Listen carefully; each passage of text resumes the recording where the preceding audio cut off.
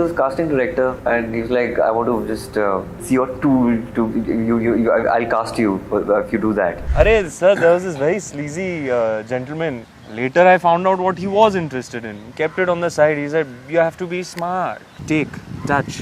Arey, I was like, in complete shock. But would you be okay sleeping with that person? Talking about couches, in one of your interviews, you said that casting couch does exist. So, did you go through an experience like that during your initial days? Yeah, I did, and that's how I know about it.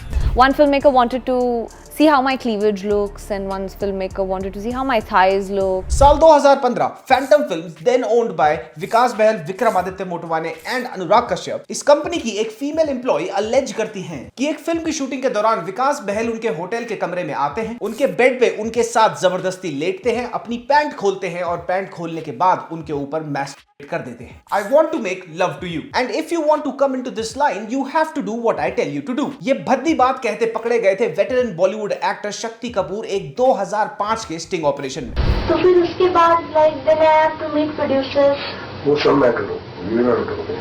और इसी sting operation में शक्ति कपूर ने यह भी claim किया था that he had already slept with 3 women by offering them roles. साल 2003 एक एक्सट्रीमली पॉपुलर टीवी एक्टर की जिंदगी और उनका करियर ओवरनाइट बदल जाता है, लेकिन वैसे नहीं जैसे उन्होंने सोचा होगा. अमन्यतन वर्मा का साल 2003 वाला कास्टिंग काउच स्टिंग ऑपरेशन आज तक का one of the most debatable casting couch sting operations में से एक है.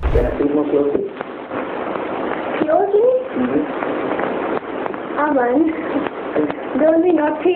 I'm always a naughty man.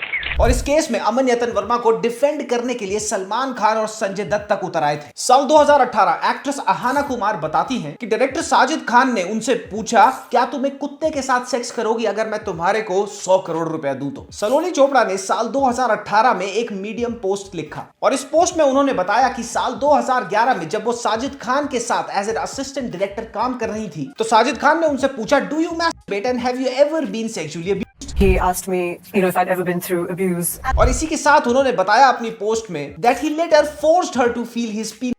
घायल दामिनी अंदाज अपना बरसात और घातक. इन आइकॉनिक बॉलीवुड फिल्म्स का नाम तो ऑलमोस्ट हर कोई जानता है, लेकिन शायद इस चीज के बारे में बहुत ही कम लोग जानते हैं that in the year 1998 actress ममता कुलकर्णी ने इन सारी की सारी आइकॉनिक फिल्म्स के डायरेक्टर राजकुमार संतोषी पे ऑन रिकॉर्ड ये आरोप लगाया था, मीडिया में ये स्टेटमेंट दी थी कि चाइना गेट की शूटिंग करते हुए राजकुमार संतोषी ने ममता कुलकर्णी से सेक्सुअल फेवर्स मांगे थे. साल 2004 से लेकर साल 2017 के बीच बॉलीवुड में चला कास्टिंग काउच का एक ऐसा केस जो आज तक वन ऑफ अ काइंड है and still remains one of the most legally tangled cases in Bollywood. और इस केस में ऑन रिकॉर्ड किसी को पैसे देके किसी को मरवाने का भी एंगल था. ये केस था मधुर भंडारकर वर्सेस प्रीति जैन का. Now, former model Preeti Jain was convicted for plotting to kill filmmaker Madhur Bhandarkar. Tanushree Dutta versus Nana Patekar ने हेडलाइंस तो बहुत बनाई, पर अल्टीमेटली इस केस का हुआ क्या? कास्टिंग काउच को बॉलीवुड सर्कल्स में एक ओपन सीक्रेट बोला जाता है. कई एक्ट्रेसेस ने, मॉडल्स ने कंप्लेन की है कि उनको कास्टिंग काउच का सामना करना पड़ता है. आपके साथ या आपके नोन में किसी ऐसे मेल के साथ हुआ है इंडस्ट्री में ऐसा? सबके साथ होता है, सबके साथ होता है, हर जगह होता है, हर समय हो रहा होता है. ये लगता है कि फीमेल्स के साथ होता है, मेल्स के साथ नहीं होता है. दबाया तो किसी को भी जा सकता है, वो मेल फीमेल का लेना देना नहीं. और इसके बारे में इंडस्ट्री के लोगों की बहुत ही पोलराइजिंग स्टेटमेंट्स रही हैं हमेशा से. For example let Saroj Khan ने बोला था कि ये पर्सनल बिजनेस है किसी का. हर लड़की के ऊपर कोई ना कोई हाथ साफ करने की कोशिश करता है, गवर्नमेंट के लोग करते हैं, तो तुम फिल्म इंडस्ट्री के पीछे क्यों पड़े हो? वो तो रोटी तो भी देती है, करके छोड़ तो नहीं देती है. While on the other hand, multiple actresses have shown up, have come out time and again to expose this dirty secret. लेकिन बॉलीवुड की अंडरबेली में होने वाला ये सेक्स फॉर वर्क ये एक नहीं बल्कि अनेक ऐसे सवाल खड़े करता है जो आपका माइंड भी ब्लो कर देंगी और आपने कभी इनके बारे में सोचा भी नहीं होगा. कास्टिंग काउच एक्चुअली में इतना फ्लरिश करता कैसे है? अब हर मायने में ये है तो sexual exploitation. But some argue that what if it happens with mutual consent? ये करने का कंसेंट कैसे मिला ये एक बात है, लेकिन किन सर्कमस्टांसेस में वो कंसेंट उस औरत से, उस एक्ट्रेस से लिया गया, ये चीज पोटेंशियली पूरा का पूरा केस कैसे बदल देती है. कौन है सबसे ज्यादा at the risk of facing this menace? कौन से हैं वो landmark casting couch cases Bollywood के या फिर इंडियन फिल्म इंडस्ट्री के जिन्होंने पूरी की पूरी इंडस्ट्री को हिला के रख दिया? ऑल्दो ये एक स्ट्रक्चरली एम्बेडेड प्रैक्टिस है जिसका एविडेंस भी अवेलेबल है, लेकिन फिर भी आज तक why do majority of these cases and up nowhere? हमारे देश का लॉ और हमारे देश के कोर्ट्स एक्चुअली इस मैटर पे कहते क्या है? क्या थी मलयालम सिनेमा की वो हेमा कमेटी रिपोर्ट जिससे बॉलीवुड ने कुछ नहीं सीखा? क्यों इन केसेस में सिंपली मामला ब्लैक या फिर व्हाइट नहीं होता? और कैसे आरोप लगाने वाला और अलेजेड अपराधी, इन दोनों पर भरोसा करना इन्वेस्टिगेटिंग एजेंसीज के लिए नियरली एम्बिगुअस और इम्पॉसिबल हो जाता है। तो बस आज की वीडियो में बात करेंगे about this extremely disturbing problem of the industry. लेकिन इस वीडियो में आगे बढ़ने से पहले मैं कुछ चीजें काफी क्लियर कर देना चाहता हूं। Every case discussed in this video has already been well documented in multiple news media. In cases में named complainant, news report, FIR, court records, social media post by the concerned person और इसी के साथ direct statement to the media, ये सब है। मैं कुछ भी अपनी तरफ से विदाउट एनी एविडेंस एक्सपोज नहीं करूंगा। जो डिटेल्स में डिस्कस करूंगा वो कुछ इंडिविजुअल्स के लिए काफी डिस्टर्बिंग भी हो सकती है। तो अब आगे बढ़ते हैं और शुरू करते हैं ऑनेस्टली सेइंग ओपिनियंस।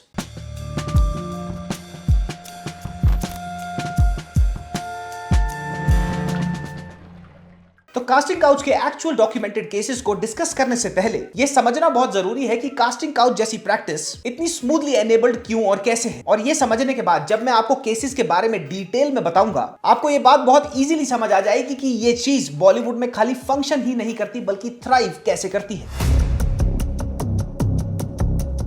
बॉलीवुड का जो फंक्शनिंग स्ट्रक्चर है वो आज से ही नहीं, वो हमेशा से ही चला आ रहा है by informal power concentrated in a limited number of hands. Directors, producers, casting directors and coordinators, ये कुछ चुनिंदा लोग मिलकर कंट्रोल करते हैं the most important and sensitive gateway into the industry, जिसको बोलते हैं ऑडिशन। कोई भी सेंट्रलाइज्ड या फिर ट्रांसपेरेंट कास्टिंग इंफ्रास्ट्रक्चर नहीं है बॉलीवुड में, जैसे हॉलीवुड में अब एग्जिस्ट करता है। हॉलीवुड में कास्टिंग को ओवरसी करने के लिए एक बॉडी है जिसका नाम है SAG-AFTRA। SAG-AFTRA एक यूनियन बॉडी है फॉर हॉलीवुड वर्कर्स और इस बॉडी ने फाउंडेशनल रूल प्ले किया था हॉलीवुड की मी टू मूवमेंट में। SAG-AFTRA ने बैन कर दिया था ऑडिशनिंग इन होटल्स या फिर auditioning in very private settings, क्योंकि इन्हीं जगहों पर सबसे ज्यादा कास्टिंग काउच प्रैक्टिस किया जाता है। बॉलीवुड में FWICE एग्जिस्ट तो करता है, लेकिन वो एक भद्दे मजाक से ज्यादा और कुछ नहीं है। फॉर एग्जाम्पल, जब साजिद खान और आलोक नाथ पे एक नहीं मल्टीपल चार्जेस लगे तो FWICE ने इनको इंडस्ट्री से बैन नहीं किया, बल्कि इनको 1 साल 6 महीने का एक नॉन कोऑपरेशन नोटिस दे दिया। और इसी FWICE ने अभी क्या किया है, रणवीर सिंह को डॉन 3 में से एग्जिट करने के लिए ब्लैंकेट इंडस्ट्री बैन कर दिया था। अब यही exact absence of institutional mediation when it comes to auditions का मतलब है कि जो एक्सेस टू वर्क होगा वो पर्सनली ब्रोकर्ड होगा। मात्र 2-4 इनर सर्कल के लोग मिलकर ये डिस्कस करते हैं कि कौन ऑडिशन देगा, किसको एक्सेस मिलेगा ऑडिशन का और किसको नहीं। और एग्जैक्टली यही चीज क्रिएट करती है द लेवरेज फॉर एक्सप्लॉयटेशन।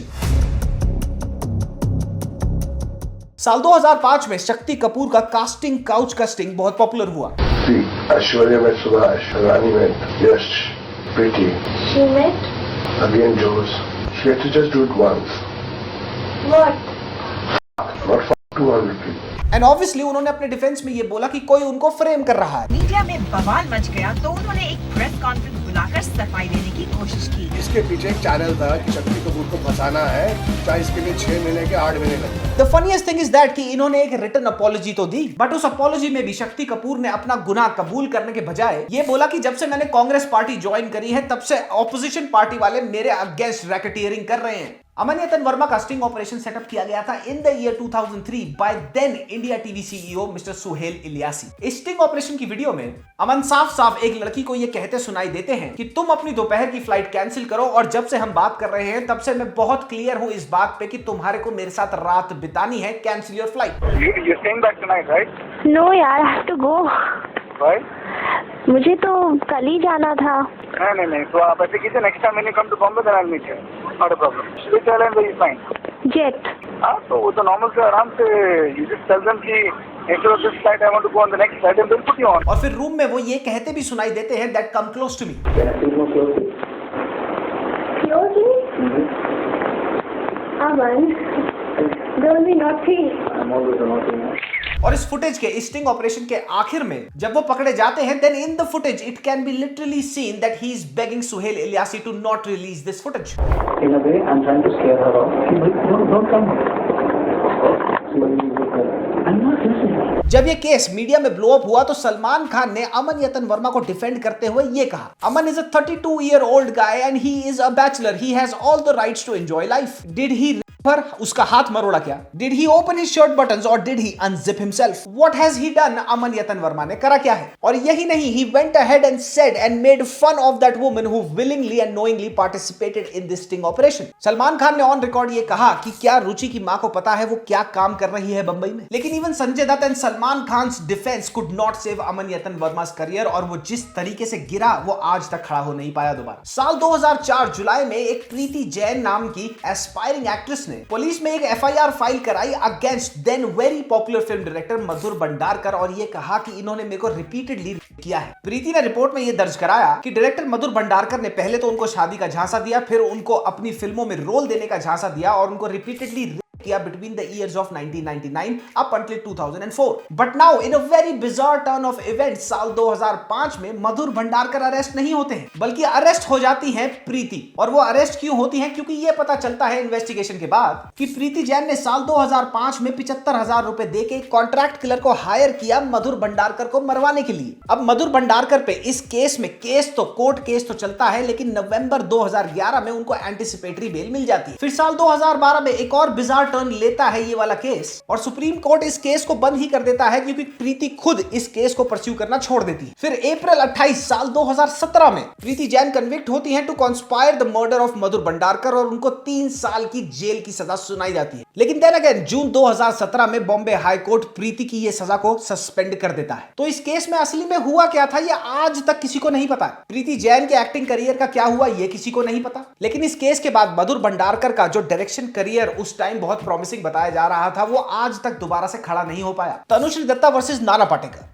ये एक ऐसा केस है जो कभी प्रूव तो नहीं हो पाया, लेकिन जिस टेनिसिटी, फेरोसिटी और कन्विक्शन के साथ तनुश्री ने आज तक इस केस के बारे में पॉडकास्ट्स पे और इंटरव्यूज पे बात करी है, that will make you wonder कि कहीं इस बात में कोई छुपी हुई सच्चाई तो नहीं है। तनुश्री दत्ता ने नाना पाटेकर पे यह आरोप लगाया था कि साल 2008 में हॉन ओके प्लीज के फिल्म के एक गाने में नाना पाटेकर ने डिमांड किया कि मेरे हॉट और स्टीमी सीन्स डालो, किसके साथ? तनुश्री के साथ। तनुश्री ने इसके लिए साफ साफ मना कर दिया, एंड इवेंचुअली नाना पाटेकर ने डायरेक्टर पे प्रेशर बनाया and she was let go of the film. ये नाना पाटेकर ने जब बदतमीजी की मेरे साथ, फिर उसके दिमाग में आया कि वो मेरे साथ एक इंटीमेट स्टेप भी करेगा गाने में। मतलब लड़की नई एक्ट्रेस है, यंग एक्ट्रेस है, चाहे जरूरत हो ना हो उसके साथ इंटीमेट सीन कर लो, यू नो। तो ये तो अपनी ठड़क निकालने का एक साइड का तरीका है। अब इसके बाद नाना पाटेकर पे तनुश्री दत्ता ने केस भी किया, लेकिन साल 2019 में मुंबई पुलिस ने इस केस को क्लोज कर दिया क्योंकि उनको कोई कोरॉबोरेटिंग एविडेंस ही नहीं मिला। इसके बाद साल 2025 में तनुश्री ने इस केस क्लोजर को दोबारा से चैलेंज किया। ये करप्ट पुलिस फोर्स,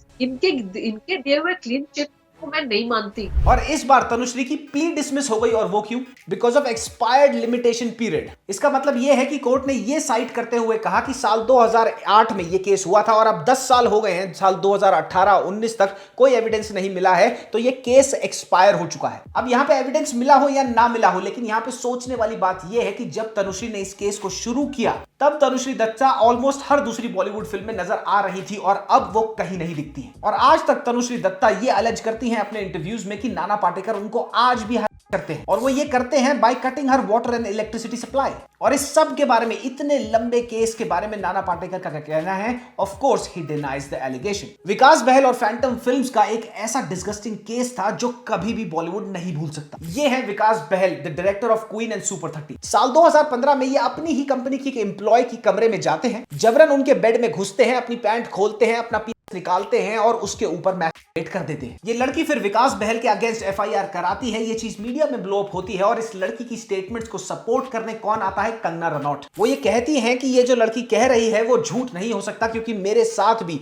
ये जबरदस्ती फिजिकल हो जाता था जब मैं एक्ट्रेस बनने की कोशिश कर रही थी। और कंगना के बाद विकास बहल के अगेंस्ट स्टेटमेंट देने के लिए पिक्चर में आती है नयानी दीक्षित। ये एक्ट्रेस कंगना की को स्टार थी फिल्म क्वीन में। इवन एक्टर इमरान खान ने एक इंटरव्यू में ये बोला था कि मैंने मल्टीपल टाइम्स ये चीज सुनी है मल्टीपल एक्ट्रेसेस से कि विकास बहल सेक्सुअल फेवर्स मांगता है टू गेट अ रोल। इस पूरे के पूरे केस में फनीएस्ट चीज पता है क्या थी? विकास बहल खुद आके ये कहता है कि मेरे पे एक आईसीसी यानी कि इंटरनल कंप्लेंट्स कमेटी बिठाओ, और गेस करो इस कमेटी को हेड कौन करता है? विकास के बिजनेस पार्टनर विक्रमादित्य मोटवाने की मदर। इनका नाम है दीपा मोटवाने, और इन्होंने इस इन्वेस्टिगेशन में किया क्या वो सुनो। जिस लड़की ने विकास के अगेंस्ट एफआईआर कराया था, उसके साथ साथ 2 लड़कियों ने अपनी और वर्बल और रिटन टेस्टिमनीज दी थी, उनको इंटरव्यू ही नहीं किया इस कमेटी ने। इस कमेटी ने नयानी दीक्षित, कंगना रनौत या फिर इमरान खान को कभी भी डायरेक्टली अप्रोच ही नहीं किया, जबकि उन्होंने पब्लिकली सारी स्टेटमेंट्स को कोरॉबोरेट किया था। शुभ्रा शेट्टी, अनुराग कश्यप की देन गर्लफ्रेंड, इसके पास बहुत की इंफॉर्मेशन थी इस केस में, ये कमेटी उनके पास तक कभी पहुंची ही नहीं। Under POSH act 2013, inquiries can not be established at the behest of the accused, मतलब जो अक्यूज्ड है वो अपने ऊपर अपने कहने पर ही इंक्वायरी नहीं बिठा सकता। Yet this one was set up. और इतना जबरदस्त बवाल होने के बावजूद भी होता क्या है, विकास बाल को रीइंस्टेट कर दिया जाता है as the director of super 30 और वो फिल्म 2019 में रिलीज होती है। साल 2018 से 25 के बीच जबरदस्त तरीके से नाम ब्लो अप होता है डायरेक्टर साजिद खान का, and potentially he becomes the only director in the history of Bollywood जिसके ऊपर सबसे ज्यादा बॉलीवुड में होने वाले सेक्सुअल मिसकंडक्ट के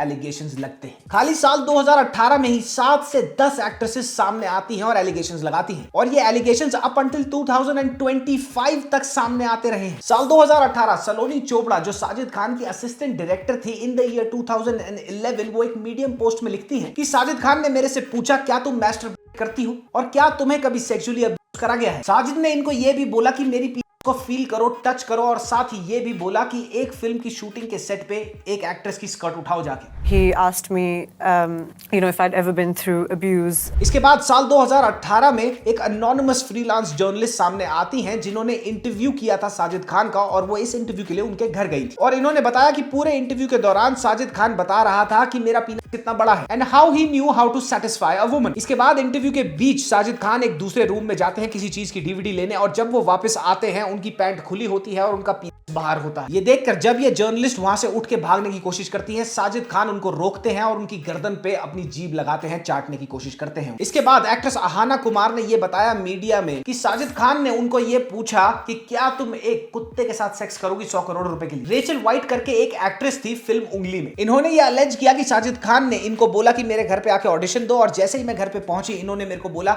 बेडरूम में जाओ और अपने कपड़े उतारो। मैं उनके घर पहुंची, वो रूम में एंटर करने के बाद में मुझे पता चला कि वो उनका बेडरूम है। वो सिर्फ he was looking at my chest, okay, ऐसे 2-3 बार अपना उंगली यहाँ पे डाल के ही इज लाइक ये रिया लेके आ, ये रिया लेके आ, ही स्टार्टेड डूइंग। उसके बाद ही टेल्स मी कि आप आप कपड़े उतारो एंड मुझे आपको 2 पीस में देखना है। वंदना करीमी, इन्होंने भी यही बताया था, इन्होंने भी यही अलेज किया था कि साजिद खान ने इनको रोल ऑफर किया और बदले में ऑडिशन के बहाने इनको बोला कि अपने कपड़े उतारो। साजिद खान है ना, या मैं एक्चुअली वो लोग का ऑफिस में चले गई थी, लेकिन वो पूछ रहे कि नहीं आपको एक्चुअली थोड़ा सा ये शर्ट उतारना है, मुझे एक्चुअली अपने सामने में देखना है कि क्या क्या है। Karishma Khan, the sister of late Jiah Khan, इन्होंने बीबीसी की एक डॉक्यूमेंट्री में एक्सप्लिसिटली ये बताया कि साजिद खान ने जिया खान को रिपीटेडली सेक्सुअली किया था और वो हर आए गए दिन ऑडिशन के बहाने उनको बोलते थे अपने कपड़े उतारो। और इसी डॉक्यूमेंट्री में करिश्मा खान ने ये तक बोला कि Sajid Khan sexually harass Jiah Khan when she was only 16। April 2025 में यानी कि पिछले साल टीवी एक्ट्रेस नवीना बोले सामने आई और उन्होंने डिटेल में बताया उनके साथ हुआ साल 2006 का इंसिडेंट विद साजिद खान। वो हे बेबी की कास्टिंग के लिए ऑडिशन करने गई और साजिद खान ने उनको बोला कि सिंस तुम ऑडिशन करने आई हो अब अपने कपड़े उतारो and sit right next to me in your lingerie. I need to see how comfortable are you in your body. I was really excited when he called me and then he literally said, why don't you just get off your clothes and sit in your lingerie. I need to see how comfortable you are in your body. I'm talking about 2004 or 2006 when I did that drag. Now thankfully ये एक ऐसा rare case था जहां पे media attention इस case को इतनी मिली कि साजिद खान के करियर की ऐसी तैसी हो गई। साल 2018 में इंडस्ट्री के प्रेशर की वजह से हाउसफुल 4 को साजिद डायरेक्ट कर रहे थे, वो छोड़ना पड़ा। खुद अक्षय कुमार ने हाउसफुल 4 की शूटिंग रुकवाई और साजिद खान को प्रोजेक्ट से निकलवाया। एक्टर, डायरेक्टर और प्रोड्यूसर फरहान अख्तर की फैमिली बहुत क्लोजली रिलेटेड है साजिद खान की फैमिली से। उन्होंने भी टाइज बहुत ही स्ट्रेन और तोड़ दिए थे नियरली। साजिद खान की बहन फराह खान ने खुद पब्लिक में ये स्टेटमेंट दी थी कि मैं बहुत टफ टाइम से गुजर रही हूं, हमारा परिवार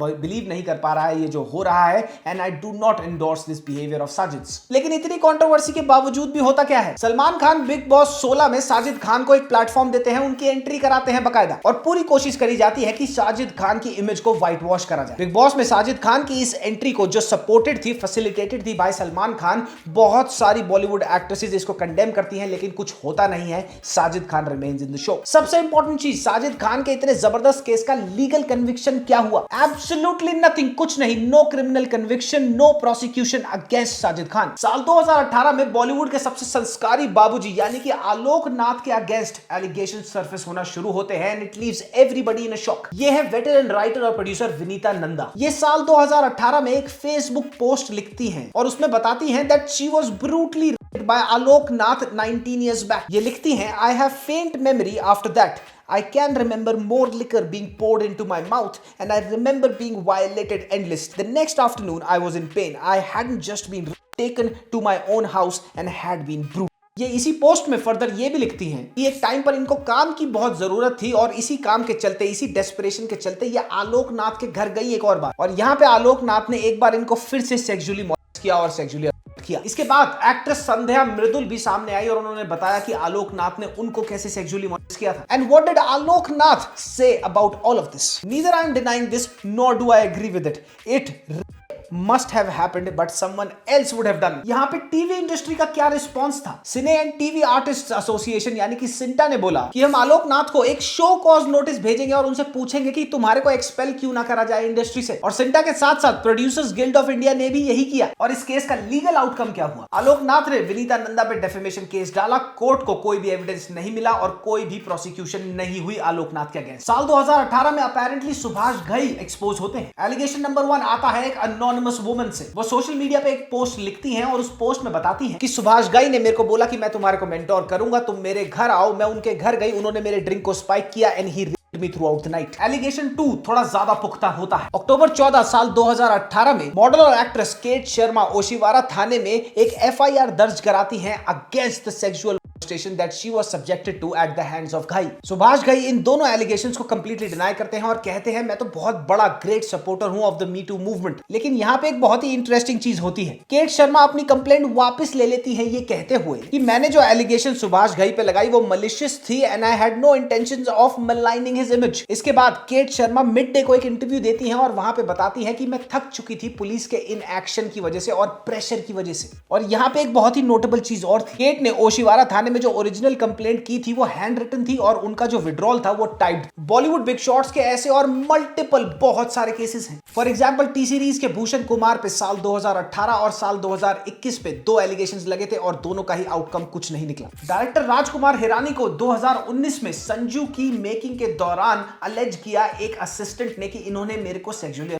किया है। As a consequence of this Rajkumar Hirani को प्रोड्यूसर थे एक फिल्म की जो तब आई थी, उसका नाम था एक लड़की को देखा तो ऐसा लगा, वहां से इनका नाम ड्रॉप कर दिया गया। लीगल आउटकम क्या था? No formal complaint filed, no prosecution. साल 2014 में नवाजुद्दीन सिद्दीकी की एक फिल्म आई थी मिस लवली। इस फिल्म में नवाजुद्दीन सिद्दीकी की को स्टार थी निहारिका सिंह। साल 2017 में नवाज अपनी जिंदगी के बारे में एक किताब को पब्लिश करते हैं और उसमें एक्सप्लिसिट डिटेल में बताते हैं अपने एक्स्ट्रा मैरिटल अफेयर के बारे में और उसके सेक्सुअल कंटेंट के बारे में विद निहारिका सिंह। ये किताब जब रिलीज होती है और बवाल मचता है इस चीज का, निहारिका सिंह एक फेसबुक पोस्ट लिखती हैं और उसमें बताती हैं कि मैं जब नवाज के घर गई उसने मेरे से इतनी ज्यादा जबरदस्ती करी, वो इतने ज्यादा इंसिस्टिंग थे कि मेरे को फाइनली गिव इन करना पड़ा। बॉलीवुड के सिंगिंग सीन में से भी मल्टीपल केसेस हैं। सोना मोहपात्रा, श्वेता पंडित, नेहा भसीन और अलीशा चिनॉय, इन सारी फीमेल एक्ट्रेसेस ने अन्नू मलिक को अलेज किया था कि repeatedly over the course of multiple years, multiple decades I would say, that he has been sexually exploited. इसके चलते अन्नू मलिक को चुपचाप साल 2018 में से जज जो वो थे इंडियन आइडल के, वहां से निकाल दिया गया, लेकिन फिर वो अगले साल दोबारा से जज बन के वापस आ जाते हैं। अब बॉलीवुड में मी टू मूवमेंट राइज बड़ी तेजी से हुआ, लेकिन वो फिजल आउट भी उतनी ही तेजी से हुआ। किसी भी अक्यूज पे कोई भी मेजर लीगल कॉन्सिक्वेंसेस हुए ही नहीं। लेकिन round about the same time Bollywood में एक जबरदस्त तरीके की मूवमेंट शुरू हुई और वो एक्चुअली सिरे लगी। This was called one of the biggest awakenings in the Indian film industry. फरवरी 2017 में एक well known south Indian actress जिनका नाम था भावना मेनन, उनको एक चलती गाड़ी में अबडक्ट कर लिया जाता है एंड फर्दर उनको सेक्सुअली किया जाता है। और जो 5 आदमी इनका सेक्सुअल असॉल्ट करते हैं वो ये सेक्सुअल असॉल्ट को कैमरे पे रिकॉर्ड तक करते हैं। ये केस जबरदस्त तरीके से ब्लो अप होता है, जबरदस्त मीडिया अटेंशन इसको मिलती है और पुलिस इन्वेस्टिगेशन में लग जाती है। पता लगता है कि इस अबडक्शन और सेक्सुअल असॉल्ट के पीछे लीडिंग मलयालम एक्टर दिलीप था। दिलीप को अरेस्ट किया जाता है, कोर्ट केस चलता भी है और आज भी वो केस चल रहा है, ही स्टिल ऑन ट्रायल। इस केस के होने के बाद ट्रिगर होता है द फॉर्मेशन ऑफ WCC यानी कि विमेन इन सिनेमा कलेक्टिव, और इस कमिटी को लीड करती है मलयालम सिनेमा की leading and most famous actresses like Revathi, Manju Warrier and Rima Kallingal. Kerala chief minister Pinarayi Vijayan को पिटीशन तक डाला जाता है और इसी के चलते जुलाई 2017 में केरला गवर्नमेंट एक्चुअली लेजिटिमेटली एक कमेटी बनाती है जिसका नाम होता है द हेमा कमेटी। और ये कमेटी करती क्या है? It investigates the sexual harassment number 1 and number 2 the gender inequality in Malayalam cinema. Hema committee अपना काम शुरू करती है and over 2 years of deep investigations detail statistics बनाए जाते हैं about sexual harassment patterns in Malayalam cinema, wage disparities, blacklisting patterns, poor working conditions for women, for example, lack of toilets and changing rooms. दिसंबर 31 साल 2019 में Hema committee अपनी 300 page की report submit करती है to the Kerala chief ministers office. और फिर वही होता है जो हिंदुस्तान में होता है। रिपोर्ट में इतनी सच्चाई होती है कि इस रिपोर्ट को केरला सरकार सप्रेस कर देती है अप अंटिल 2024। एक मलयालम प्रोड्यूसर इसके अगेंस्ट कोर्ट में एक प्ली लगा देता है और रेड टैपिज्म की वजह से चलते चलते 5 साल निकल जाते हैं, लेकिन केरला हाई कोर्ट इस अल्टीमेटली 5 साल के बाद डिनाई कर देता है। इस रिपोर्ट की जो ओपनिंग लाइंस थी वो आइकॉनिक बन गई थी, मैं आपको वो बताता हूं। The sky is full of mysteries with the twinkling stars and the beautiful moon, but scientific investigation revealed that the stars do not twinkle nor does the moon look beautiful. Report release होती है public के लिए finally और report की findings mind blowing होती है। यह पता चलता है कि पूरी की पूरी मलयालम इंडस्ट्री को एक ऑल मेल 15 आदमियों का ग्रुप कंट्रोल करके बैठा हुआ था। इसमें मलयालम फिल्म इंडस्ट्री के सारे मेल एक्टर्स, टॉप डायरेक्टर्स और टॉप प्रोड्यूसर्स थे। Sexual harassment was described as the worst evil plaguing Mollywood. ये पता लगा कि demands of sexual favors in return of work industry के हर लेवल पे वाइड स्प्रेड थे। ये भी आइडेंटिफाई किया गया विद एग्जांपल्स एंड एविडेंस की माइनर विक्टिम्स भी थे। औरतों के लिए टॉयलेट्स, सेपरेट चेंजिंग रूम्स और सेपरेट टॉयलेट्स तक मुहैया नहीं कराए जाते थे इस इंडस्ट्री में। अब सवाल सबसे बड़ा ये खड़ा होता है कि मॉलीवुड एक छोटी सी इंडस्ट्री है, but still why Mollywood succeeded and where did Bollywood fail? Business standard ने इसका एक बहुत ही पुख्ता, बहुत बढ़िया एनालिसिस किया है। बॉलीवुड में जो मीटू की मूवमेंट थी वो बेसिकली हॉलीवुड की मीटू की मूवमेंट का ट्रेंड का एक कॉपी सा था। While on the other hand Malayalam cinema की यानी कि मॉलीवुड की जो मीटू मूवमेंट थी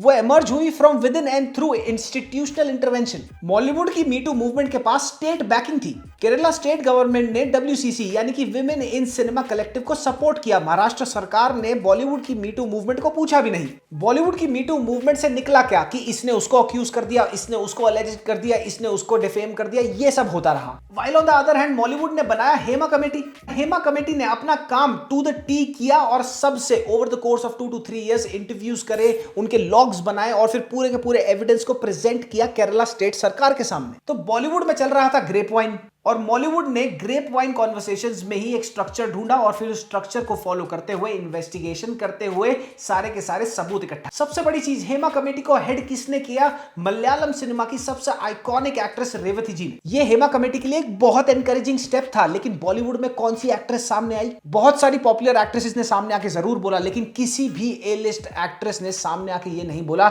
let's do an institutional formation and let's do an investigation into this.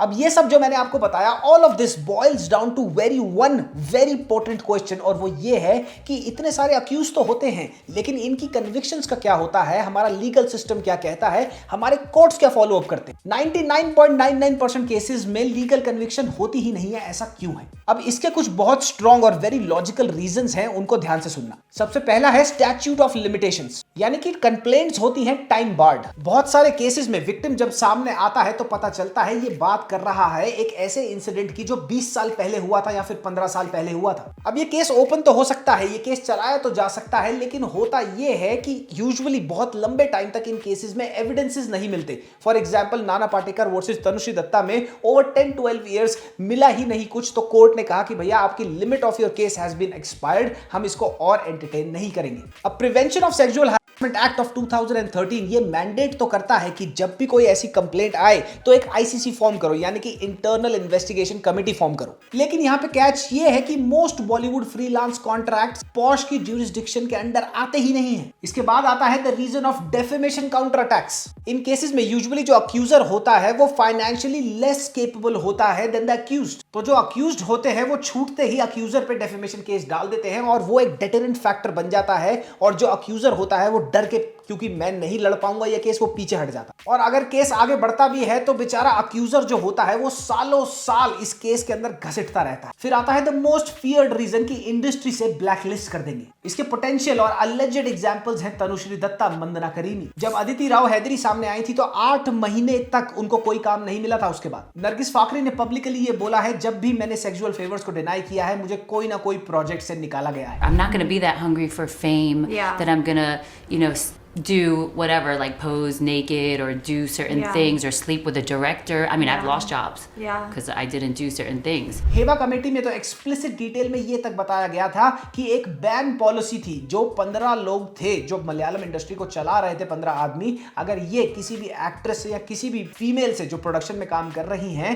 उनसे अगर सेक्सुअल फेवर मांगे और वो मना कर दे तो उनको काम देना बंद कर दो। इसके बाद एक सोशल स्टिग्मा भी है, विड्रॉल अंडर प्रेशर भी है, और कुछ लोग God's of the industry consider करे जाते हैं। राधिका आप्टे ने इसके बारे में बात भी करी है। People are so scared because here some people are regarded as gods. और ये इतने ज्यादा पावरफुल हैं कि ये नियरली इम्यून है ऑल दीज थिंग्स से। और ऐसी बात भी नहीं है कि बॉलीवुड की जो काफी नोन एक्ट्रेसेस है, I am not talking about the A list actresses जो टॉप ऑफ द शेल्फ रहती हैं, but very well known faces, उन्होंने बाहर आके बहुत ही रोबस्टली बात करी है। फॉर एग्जांपल काल्की कोकलिन, कंगना रनौत, रिस्का चोपड़ा, सुचरिता कृष्णमूर्ति, सुरवीन चावला, अंकिता लोखंडे, सब ने आके बात करी है, लेकिन इसका असर क्या हुआ? It fell on def years. Although ये होता मैक्सिमम टाइम फीमेल्स के साथ है, लेकिन रणवीर सिंह ने भी ये फेस किया है and he has been very vocal about it. Casting couch तो नहीं मिला ना? अरे मिला सर, क्या बात कर रहे हो सर? कमाल है सर। अच्छा वो बताओ क्या मिला? अरे sir, there was this very sleazy gentleman. Later I found out what he was interested in. Kept it on the side. He said, "You have to be smart. Take, touch." अरे I was like in complete shock. एक term है new but did not act phenomenal. मतलब production houses के कर्ता धर्ता को पता तो होता है कि उनके पार्टनर्स ऐसा कुछ कर रहे हैं, लेकिन वो स्विफ्ट एक्शन नहीं लेते। फॉर एग्जांपल फैंटम फिल्म्स के अनुराग कश्यप और विक्रम मोटवाने को अच्छी तरह पता था कि सेक्सुअल मिसकंडक्ट विकास बहल 2015 से कर रहा है, लेकिन उन्होंने 2018 तक कोई भी स्विफ्ट एक्शन नहीं लिया। तो ये सारी की सारी चीजें इकट्ठी हो जाती हैं और लीगल कन्विक्शन कभी होती ही नहीं है मोस्ट अक्यूज्ड पीपल की। और साथ ही इन सारे केसेस में एक चीज और बहुत ज्यादा टीडियस हो जाती है, और वो ये है कि हार्डकोर कॉन्क्रीट एविडेंस के बिना ये पता कैसे लगाया जाए कि कौन सच बोल रहा है और कौन झूठ। और जैसे कि मैंने बताया था पहले वीडियो में कि एविडेंस मिलते ही नहीं है इन चीजों के। बॉलीवुड कास्टिंग काउच आज से ही नहीं, पिछले 20 सालों से एक वेरी वेल डॉक्यूमेंटेड हैपनिंग है, और 99% ऑफ द टाइम्स इसकी बलि चढ़ते हैं वो एक्टर और एक्ट्रेसेस जो किसी बड़ी नेपो फैमिली से नहीं आ रहे। बीबीसी की 2008 की डॉक्यूमेंट्री बॉलीवुड्स डार्क सीक्रेट, अगर आपने नहीं देखी मैं आपको रेकमेंड करूंगा, स्ट्रांगली रेकमेंड करूंगा, उसको देखो। But now at the end of it all one में आस्क कि इसका सोल्यूशन क्या है? तो बाय ऑल लॉजिक इसका एक सोल्यूशन है, बट मुझे लगता नहीं बॉलीवुड जैसी मैसिव इंडस्ट्री में जहां पे पावर बहुत सेंट्रलाइज्ड और कंट्रोल्ड है बाय अ फ्यू फैमिलीज, ये कभी भी होगा। लेकिन ये सोल्यूशन है the formation of a committee like Malayalam cinemas Hema committee. लेकिन सोचने वाली बात है कि हेमा कमेटी जैसी अगर कोई कमेटी बननी होती तो मी टू मूवमेंट को तो हुए भी 6-8 साल हो गए, अब तक बॉलीवुड में ऐसी कोई बॉडी बना दी जाती। The sad reality is the fact कि courts, the legal system and the police, सारी चीजें घूम फिर के एक चीज पे आ जाती हैं, और वो ये है that our countries court system, the legal system, the police system, everything functions and depends upon evidence, और इन चीजों में एविडेंस कभी मिलता ही नहीं है। And hence the accused in 99.99% of the cases go scot free. I am sure कि बहुत सारे लोग जिन्होंने फिल्म इंडस्ट्री में कभी ना कभी ट्राई किया होगा, उन्होंने ये कभी ना कभी फेस जरूर किया होगा। तो मेरी आपसे यही दरख्वास्त है कि अगर आपके पास ये वीडियो पहुंचती है, आप ये देखते हैं, इससे रिलेट करते हैं, तो प्लीज कमेंट सेक्शन में अपना एक्सपीरियंस छोड़ते जाना। In all honesty, this is probably one of the most depressing and one of the most disturbing videos I've worked on, because at the end of this video, जब मैं research के and पे पहुंचा तो मुझे ये लगा कि जो बंदा इसमें फंस गया, अगर वो फाइनेंशियली केपेबल नहीं है, किसी बड़े फिल्म फैमिली से नहीं आ रहा, तो उसके लिए तो आगे डेड एंड ही है। तो ये थी मेरी video on Bollywood casting couch. आपका क्या कहना है वीडियो में? कॉमेंट सेक्शन में कॉमेंट करते जाना। ऑनेस्टली सेइंग पॉडकास्ट को लाइक, सब्सक्राइब, शेयर करना मत भूलना। हम मिलते हैं over the weekend next video में, और डेसी का मैं रिव्यू डालूंगा इस बार। तब तक के लिए मामा मिया लजानिया पप्पी, बाय बाय।